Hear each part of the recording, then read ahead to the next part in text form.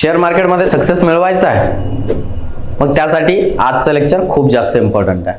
तर बघूया आपण शेअर मार्केटमध्ये सक्सेस मिळवण्यासाठी 10 गोल्डन रूल्स आहेत. मी सुधाकर मुळे आपल्या सर्वांचं स्वागत करतो ट्रेड गुरु शेअर मार्केट यूट्यूब चॅनलमध्ये. बघूया आपण की कोणते कोणते गोल्डन रूल्स आहेत ज्याचा यूज करून किंवा जे वाचून किंवा जे अंमलात आणून आपण शेअर मार्केटमध्ये सक्सेस घेऊ शकतो. तर सर्वात पहिला रूल आहे शेअर मार्केटमध्ये इन्व्हेस्टमेंट करण्यासाठीचा, तो आहे stock market is very risky. हे सर्वांनाच माहिती आहे, स्टॉक मार्केट व्हेरी रिस्की असतं. पण बघा, काही लोक शेअर मार्केटला खूप लाईटली घेतात. ठीक आहे, म्हणजे काय तर शेअर मार्केटमध्ये आपण आलो की शेअर मार्केटमध्ये आपण एका दिवसामध्ये खूप जास्त प्रॉफिट कमवू शकतो, किंवा शेअर मार्केटमध्ये आल्यानंतर आता मी गाडी घेईल, आता मी बंगला घेईल, त्यांचे वेगवेगळे स्टेटस, तुम्हारे पास क्या है, मेरे पास गाडी है, बंगला है, बँक बॅलन्स आहे, असं भरपूर लोकांचं स्वप्न रंगत चालतात. ठीक आहे, मग हे कशामुळे होतं तर स्टॉक मार्केटमध्ये मिळणारे जे काही रिटर्न्स असतात या रिटर्न्स नव्हतं.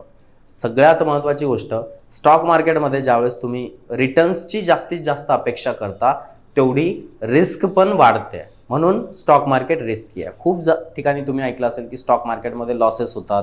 स्टॉक मार्केटमध्ये काही लोकांना लॉसेस खूप जास्त प्रमाणात झाले, काही लोकांना घरदार विकावे लागले. का असं होत आहे? कारण की जेवढी रिस्क आपण मार्केटमध्ये घेणार किंवा कोणत्याही बिझनेसमध्ये जेवढी रिस्क आपण घेणार तेवढी रिस्क जर तुम्ही घेताय तर तुम्ही रिटर्न्स पण तेवढ्या जास्त प्रमाणात कमवू शकता. पण रिस्क जास्त असल्यामुळे इथे लॉसेस होण्याचे पण जास्त चान्सेस आहे. म्हणून स्टॉक मार्केटमध्ये कमीत कमी रिस्क घेऊन कमीत कमी प्रॉफिट कमवायला शिका. स्टेडी प्रॉफिट्स तुम्ही चालू ठेवा. जास्त प्रॉफिट किंवा लालचच्या मागे जाऊ नका, कारण की स्टॉक मार्केटमध्ये आल्यानंतर भरपूर लोकांचा लालच वाढतो. ठीक आहे, आणि याच्यामुळेच जनरली लोक लॉसमध्ये जातात. म्हणून एक गोष्ट नेहमी लक्षात ठेवायची की स्टॉक मार्केट रिस्की आहे आणि इथे ट्रेड घेताना किंवा शेअर्समध्ये इन्व्हेस्टमेंट करताना खूप विचारपूर्वक इन्व्हेस्टमेंट तुम्हाला करावी लागते. दुसरा आपला गोल्डन रूल आहे, इन्व्हेस्ट ओनली युअर एक्स्ट्रा मनी.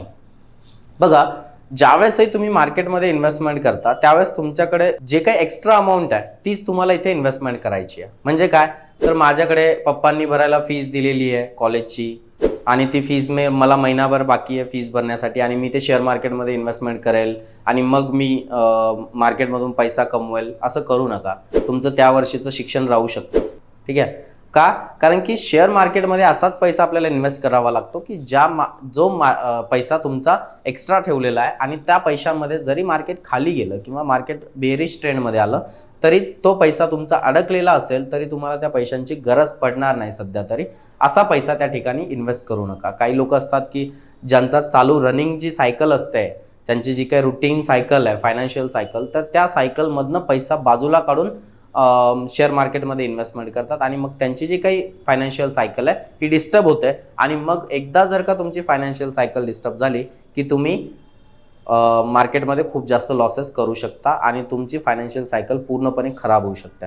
त्याच्यामुळे इथे इन्व्हेस्ट करताना तुमच्याकडे जे काही एक्स्ट्रा अमाऊंट आहे तीच तुम्हाला इन्व्हेस्टमेंट करायची आहे. जो काही चालू पैसा आहे तुमचा युटिलायझेशनचा जो काही पैसा असेल, डेली रुटीनचा जो काही पैसा असेल, हा पैसा इथे इन्व्हेस्ट करू नका. ठीक आहे, त्यानंतर आपला तिसरा गोल्डन रूल आहे की इथे रिअलिस्टिक एक्सपेक्टेशन्स ठेवा. बघा, शेअर मार्केट आहे, शेअर मार्केट म्हणजे पैशाचं झाड नाही आहे की तुम्हाला शेअर मार्केटमध्ये आले आणि एका दिवसात तुम्ही करोडपती बनलात, असं होत नाही. ठीक आहे, कोणत्याही बिझनेसमध्ये असं होत नाही. शेअर मार्केट हा एक बिझनेस आहे, लक्षात घ्या की कमी किमतीमध्ये शेअर्स खरेदी करायचे, जास्त किंमत झाल्यावर विक्री करायचे. जसं आपले बाकीचे काही बिझनेसेस असतात, जसं की कपड्यांचा बिझनेस आहे, भांड्यांचा बिझनेस आहे, किराणा शॉप असेल, तर अशा वेगवेगळे जे काही बिझनेस असतात इथे सुद्धा तुम्ही ज्यावेळेस इन्व्हेस्टमेंट करता त्यावेळेस तुम्हाला रिस्क असते. इथे तुम्ही इन्व्हेस्टमेंट करता, इन्व्हेस्टमेंट चालू ठेवता, अशा ठिकाणी तुम्हाला वाटतं की मार्केटमधनं जास्तीत जास्त रिटर्न्स, तुमच्या बिझनेसमध्ये जास्तीत जास्त रिटर्न्स तुम्हाला मिळाले पाहिजेत.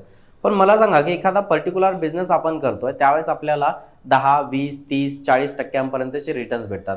पण जर तुम्ही शेअर मार्केटमध्ये येतात त्यावेळेस तुमचे एक्सपेक्टेशन्स खूप जास्त प्रमाणामध्ये वाढतात. म्हणजे जर विचारलं ना काही लोकांना तर ते बोलतात की मला 10,000 रुपये इन्व्हेस्टमेंट करायची आहे आणि 10,000 रुपयावर मला पर डे 1,000 रुपयाचा प्रॉफिट झाला पाहिजे किंवा 1,000 रुपयाची प्रॉफिटची अपेक्षा आहे.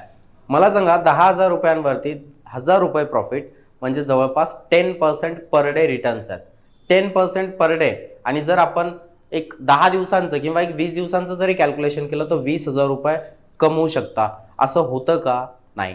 बँक तुम्हाला जवळपास 7% रिटर्न्स हे FD वरती देते, वार्षिक रिटर्न्स आहेत तेही. मग तुम्ही मार्केटकडनं डेली 10% रिटर्नची अपेक्षा ज्यावेळेस करता त्यावेळेस तुमची जी अपेक्षा आहे ही चुकीची अपेक्षा आहे, ज्याच्यामध्ये तुमचे रिस्क रेशो खूप जास्त वाढतो आणि रिस्क रेशो वाढल्यामुळे तुम्हाला लॉसेस पण त्या स्थितीमध्ये जास्तीत जास्त होऊ शकतात. बघा, मार्केटमध्ये जे लोक एंटर करतात ना, त्याच्यामध्ये सगळ्यात पहिले जे मार्केटमधून बाहेर फेकले जातात ते लोक आहेत 10 आणि 20,000 रुपये घेऊन येणारे लोक. का? कारण की 10 आणि 20,000मध्ये यांचे एक्सपेक्टेशन्स खूप जास्त असतात. त्यांना 1,000-2,000 रुपये डेलीचा प्रॉफिट पाहिजे असतो आणि तेवढा प्रॉफिट जर कमवायचा आहे तर तेवढी रिस्क घ्यावी लागते आणि जिथे रिस्क जास्त आहे तिथे लॉसेस होण्याचे जास्तीत जास्त चान्सेस असतात. त्याच्यामुळे मार्केटमध्ये येत असताना तुम्हाला रिअलिस्टिक एक्सपेक्टेशन्स ठेवावे लागतील. मी तर म्हणतो मार्केटमध्ये जर तुम्हाला 2% जरी डेली भेटत असतील तरी व्यवस्थित आहे, पण लोकांचा व्ह्यू असा असतो की 21 दिन में पैसा डबल होना चाहिए. म्हणजे 21 दिवसात तुमचा पैसा जर डबल होत असेल तर तुम्हाला तेवढी रिस्क पण घ्यावी लागणार आहे. त्यानंतर चौथा आपला गोल्डन रूल आहे, डोंट लिसन टू अदर्स. बघा, एखादा व्यक्ती तुम्हाला सांगतोय की आता टाटा मोटरचा शेअर चांगला आहे, SBIचा शेअर चांगला आहे, एशर मोटर्स शेअर चांगला आहे, एशियन पेंट शेअर चांगला आहे. मग समोरचा व्यक्ती तुम्हाला सांगतोय तर तो व्यक्ती किती एज्युकेटेड आहे मार्केटबद्दल हे पण जाणून घेणं गरजेचं आहे. नाहीतर एखादा व्यक्ती असेल जो मोगम तुम्हाला सांगतोय की हा शेअर घ्या, तो शेअर घ्या, पण त्या व्यक्तीला त्या शेअरबद्दल किती माहिती आहे, किती त्याने त्या शेअरबद्दल अभ्यास केलाय ते पण त्याला विचारा. त्याच्यामुळे बाकीच्यांवरती विश्वास ठेवण्यापेक्षा स्वतःवरती विश्वास ठेवा. स्वतः त्या स्टॉकचं अनालिसिस करा, स्वतः त्या स्टॉकचं फंडामेंटल चेक करा. सगळ्या गोष्टी चेक केल्यानंतरच तुम्ही ठरवा की तुम्हाला त्या स्टॉकमध्ये एंट्री करायची आहे की नाही करायची. त्याच्यामुळे दुसऱ्यांचं ऐकण्यापेक्षा स्वतःचं ऐका आणि त्या स्टॉकमध्ये रिसर्च करूनच ट्रेडिंग करायला पाहिजे. त्या स्टॉकचं पूर्ण अनालिसिस करूनच तुम्ही ट्रेडिंग करायला पाहिजे. जसं की 5वा नियम आपला गोल्डन रूल तेच सांगतो की इन्व्हेस्ट ओनली आफ्टर रिसर्च. म्हणजे तुम्ही त्या स्टॉकबद्दल पूर्ण रिसर्च केली पाहिजे. कंपनी प्रॉफिटमध्ये आहे का, कंपनीचं बॅलन्स शीट स्ट्रॉंग आहे का, कंपनी किती अर्निंग करत आहे, कंपनी प्रॉपर डिव्हिडंड आणि बोनसेस देत आहेत की नाही, या सगळ्या गोष्टींचा तुम्ही आढावा घेतला पाहिजे. ह्या सगळ्या गोष्टींचा विचार केल्यानंतरच तुम्हाला मार्केटमध्ये इन्व्हेस्टमेंट करायची आहे. तोपर्यंत इन्व्हेस्टमेंट करू नका, कारण की रिसर्च केल्याशिवाय कोणताही होणार नाही. साधा तुम्हाला मोबाईल जरी खरेदी करायचा असेल ना तरी तुम्ही 4 वेळेस विचार करता, 4 वेळेस त्या मोबाईलचे रिव्ह्यूज बघता, त्या मोबाईलचा रॅम किती आहे, त्या मोबाईलचा स्टोरेज किती आहे, हीट प्रॉब्लेम आहे का, हे सगळ्या गोष्टींची चौकशी केल्यानंतरच तुम्ही त्या मोबाईलमध्ये इन्व्हेस्ट करता किंवा तो मोबाईल खरेदी करता. पण मग शेअर खरेदी करत असताना आपण हा विचार करतो का? नाही करत. सहसा कोणी करत नाही. खूप कमी लोक असतात जे की शेअर खरेदी करताना त्याच्याबद्दल रिसर्च करतात. काही लोक तर अंदाजेच ते शेअर्स घेऊन टाकतात आणि शेअर्स अंदाजे घेतल्यानंतर तुम्हाला प्रॉफिटच होईल असं नाही आहे, तर रिस्क रेशो तुमचा भरपूर मोठ्या प्रमाणात वाढतो आणि मग तुम्ही शेअर मार्केटलाच बदनाम करता की शेअर मार्केट वाईट आहे, शेअर मार्केटमध्ये लॉसच होतो. बघा, लॉस हा शेअर मार्केट नाही करत आहे, हे तुमची टेंडन्सी करते. त्याच्यामुळेच हे तुम्हाला आजचे गोल्डन रूल्स मी समजावून सांगतोय. हे तुम्ही लक्ष देऊन ऐका आणि हे इतरांना पण पाठवा, म्हणजे जेणेकरून प्रत्येक व्यक्ती याच्याबद्दल एज्युकेट होणार आहे.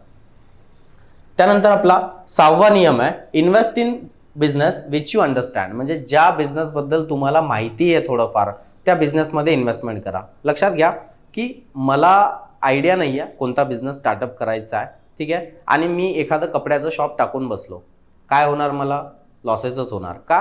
कारण की मला त्या कपड्यांच्या शॉपबद्दल अगोदर काही माहितीच नव्हतं आणि त्या बिझनेसमध्ये मी उतरलो. मला माल कुठून खरेदी करायचा आहे, पॅन्ट्स कुठून घ्यायच्या, शर्ट्स कुठून घ्यायचे, मुलांचे कपडे कुठे स्वस्त भेटतील, लेडीजचे कपडे कुठे स्वस्त भेटतील, या गोष्टींबद्दल कोणत्याच गोष्टीबद्दल मला माहिती नाही आहे आणि मी डायरेक्टली जर तो बिझनेस स्टार्टअप केला तर मला लॉसेस होण्याचे जास्तीत जास्त चान्सेस असणार आहे. का? कारण की मला एखाद्या बिझनेसबद्दल जर बेसिक माहिती नसेल तर तो मी बिझनेस सुरू करायला नको आहे, ठीक आहे. तशाच रीतीने हे सुद्धा आहे की मार्केटमध्ये ज्या बिझनेसबद्दल तुम्हाला थोडीफार जरी आयडिया असेल, जसं की एखादा व्यक्ती असेल टायर सेक्टरमध्ये काम करत असेल, एखादा व्यक्ती IT सेक्टरमध्ये काम करत असेल, तर त्याला त्या सेक्टरबद्दलची पूर्ण माहिती असते की कोणती कंपनी टॉपर आहे, कोणती कंपनीला प्रोजेक्ट जास्त जात आहेत, कोणत्या कंपनीमध्ये प्रॉफिट जास्त आहे, कोणत्या कंपनीचा लाईफस्टाईल बेटर आहे. ह्या सगळ्या गोष्टींची माहिती त्या सेक्टरमध्ये असणाऱ्या व्यक्तीलाच असते. त्याच्यामुळे जनरली तुम्हाला जो बिझनेस कळतोय किंवा जो बिझनेस समजतो त्या बिझनेसच्या शेअर्समध्येच तुम्ही इन्व्हेस्टमेंट केली पाहिजे, म्हणजे तुम्हाला प्रॉफिट रेशो तुमचा छान प्रकारे वाढू शकतो. त्यानंतर आपला 7वा गोल्डन रूल आहे, कंट्रोल युअर इमोशन्स. इथे तुमच्या इमोशन्सवरती ताबा पाहिजे. म्हणजे काय, तर जास्त प्रॉफिट झाला म्हणून हुरळून जायचं नाहीये, भावनेच्या भरात जास्त ट्रेडिंग करायची नाहीये, किंवा लॉस झाला तर दुःखी होता पण कामा नाही. का, कारण की जरी लॉस तुमचा होत असेल तर तो स्टॉक मार्केट मधून झाला. लॉस होत असेल तर त्या लॉसला अनालिसिस करा की माझा लॉस कशामुळे झालाय, कोणत्या कारणांमुळे लॉस झालेला आहे, हे कारण शोधायचा प्रयत्न करा. जेणेकरून तुम्ही हे जर कारण शोधलेत तर तुम्हाला लक्षात येईल की नेमकं माझा लॉस होतो कशामुळे, किंवा प्रॉफिट रेशो माझा कसा वाढू शकतो. हे तुम्हाला जर चेक करायचं असेल तर तुम्हाला रिसर्च करून सगळ्या गोष्टी करून शेअर्समध्ये इन्व्हेस्टमेंट करायची आहे. पण इथे तुमच्या इमोशन्सवरती सुद्धा तुम्हाला कंट्रोल ठेवावं लागणार आहे. जर तुम्ही मागचा लॉस कव्हर करण्याच्या नादामध्ये जर जास्तीत जास्त ट्रेड्स घेत गेले, ओव्हर ट्रेडिंग जर तुम्ही करत गेले तर तुमचा लॉस आणखी जास्त वाढू शकतो. ठीक आहे. किंवा मला जर प्रॉफिट मिळाला आणि मी पार्टीला चाललोय, मला प्रॉफिट झालेला आहे, ह्या गोष्टी करू नका. जो काही पैसा तुम्ही इन्व्हेस्टमेंट करताय तो पैसा तुम्ही त्याच ठिकाणी परत रिइन्व्हेस्ट करत चला, जेणेकरून तुमचं कॉर्पस वाढू शकतं, तुमचं कॅपिटल वाढू शकतं, जेणेकरून भविष्यामध्ये तुम्हाला छान प्रकारे याच्यामध्ये बेनिफिट्स हे भेटू शकतील. त्याच्यामुळे लक्षात ठेवायचं आहे, आपल्या इमोशन्सवरती कंट्रोल ठेवायचा आहे. ज्या व्यक्तींना खूप भीती वाटते ट्रेडिंग करण्यासाठी त्याने इंट्राडे करूच नका शक्यतो. ज्या व्यक्तींना थोडीशी रिस्क घेण्याची इच्छा असेल ते लोक इंट्राडे किंवा पोझिशनल ट्रेडिंगमध्ये जाऊ शकतात. पण ज्या व्यक्तींना खूपच जास्त भीती वाटते शेअर मार्केटची, अशी लोक म्युच्युअल फंडला पण बघू शकता की इन्व्हेस्टमेंट पर्पजने, किंवा स्टॉक्समध्ये लॉंग टर्म इन्व्हेस्टमेंट सुद्धा तुम्ही इथे करू शकता. त्यानंतर 8वा आपला नियम आहे, golden rule, diversify your investments. म्हणजे तुमची जी काही इन्व्हेस्टमेंट असेल ती तुम्हाला डायव्हर्सिफाय करायची आहे, वेगवेगळ्या सेक्टर्समध्ये तुम्हाला इन्व्हेस्टमेंट करायची आहे. म्हणजे काय, जसं की पूर्वी मी सांगितलेलं तुम्हाला, मागच्या लेक्चरमध्ये आपण बघितलेलं की इन्फोसिस कंपनीमध्ये ज्या लोकांनी 1997-96च्या आसपास इन्व्हेस्टमेंट केलेली होती त्या लोकांच्या आज 40 ते 50 करोडच्या आसपास व्हॅल्युएशन बनलेलं आहे.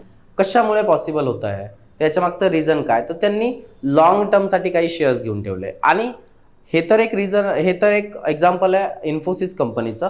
पण एखादी XYZ कंपनी असेल, जसं की व्हिडिओकॉन एक कंपनी असेल, तर व्हिडिओकॉन कंपनीचा पूर्वी रेट 750 रुपयाच्या आसपास होता, तो आज रेट 1 ते 2 रुपयाच्या आसपास पोहोचलेला. म्हणजे लॉंग टर्म इन्व्हेस्टमेंट करणं बरोबर पण आहे आणि तेही चांगल्या स्टॉकमध्ये इन्व्हेस्टमेंट करणं बरोबर आहे. मग मला सांगा की तुम्ही निवडलेला स्टॉक चांगलाच असेल किंवा भविष्यात चांगलीच कामगिरी करेल असं सांगू शकत नाही पर्टिक्युलर एक स्टॉक. जर तुम्ही एखादा स्टॉक खरेदी केला, फॉर एक्झाम्पल जसं की तुम्ही इन्फोसिस 7च्या लेवलला खरेदी केला आणि जर तो तुम्ही लॉंग टर्मसाठी जर खरेदी केला तर लॉंग टर्ममध्ये येणाऱ्या 20-30 वर्षांमध्ये तो तुम्हाला चांगलं प्रॉफिट देईलच असं आहे का, तर तसं नाही.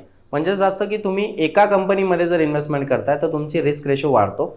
जर तुम्ही डायव्हर्सिफाय करताय तुमचा पोर्टफोलिओ, म्हणजे वेगवेगळ्या सेक्टरच्या मोठ्या मोठ्या ज्या काही कंपन्या असतील त्या कंपन्यांमध्ये जर तुम्ही इन्व्हेस्टमेंट केली तर बेटर असतं. जनरली पोर्टफोलिओ नियमानुसार असं बोललं जातं की कमीत कमी 15 कंपन्यांचा तुमचा पोर्टफोलिओ पाहिजे वेगवेगळ्या सेक्टर्सचा.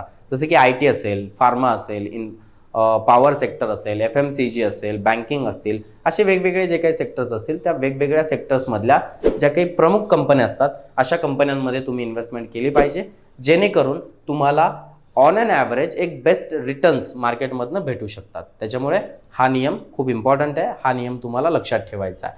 त्यानंतर आपला 9th वाला नियम आहे, मॉनिटर शेअर मार्केट कंटिन्युअसली. बघा, काही लोक माझ्याकडे येतात आणि मला बोलतात की सर मी 1980ला 1990ला काही शेअर्स घेऊन ठेवलेले, आता बघा बरं त्याची व्हॅल्यू काय झाली आहे.